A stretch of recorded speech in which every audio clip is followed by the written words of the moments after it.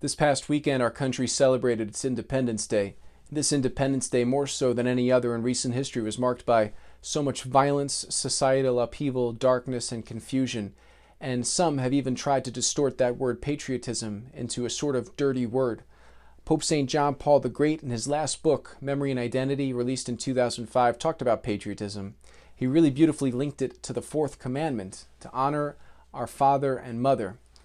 And patriotism comes from that Latin word patria, meaning fatherland, which comes from another Latin word pater, meaning father. And he says this about patriotism, that healthy love for our own country and the common good of all. Patriotism is a love for everything to do with our native land, its history, its traditions, its language, its natural features. It is a love which extends also to the works of our compatriots and the fruits of their genius. Every danger that threatens the overall good of our native land becomes an occasion to demonstrate this love. That patriotism, that love for our own country, some of those fatherland wounds that seem to be expressing themselves through violence, through godlessness and lawlessness, maybe for some, those are rooted in deeper father wounds from their own families. Pope John Paul the Great said elsewhere, "As the family goes, so goes the nation and the whole world in which we live." The importance of families, the importance where we inherit our spiritual, cultural, moral upbringing, so important. And God is the most essential part of all of that. Somebody said recently in the media that perhaps America no longer needs God. And maybe they said something even more strongly than that.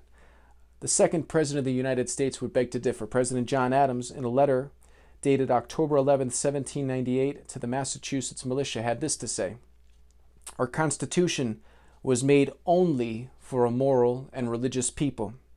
It is wholly inadequate to the government of any other." And George Washington, in his inaugural address in New York City on April 30th, 1789, said, "We ought to be no less persuaded that the propitious smiles of heaven can never be expected on a nation that disregards the eternal rules of order and the right which heaven itself has ordained." In other words, if we turn away from God, we can't expect Him to bless us, to bless our country. So many have a desire, a good desire, to love and support and help their country. I would propose that the most essential and the most important way we can really help our country is to pray and do penance for our country, for the United States, pray in reparation for all the sins committed, pray in reparation for so many outrages and so much godlessness that seems to be growing at such a disturbing rate, to really work on our own conversion, to work on our own sanctification, to work on our own families. We pray for that grace that we too can ask God to bless our country by praying for her, praying the rosary for her, praying and doing penance for her. God bless America, and God bless you.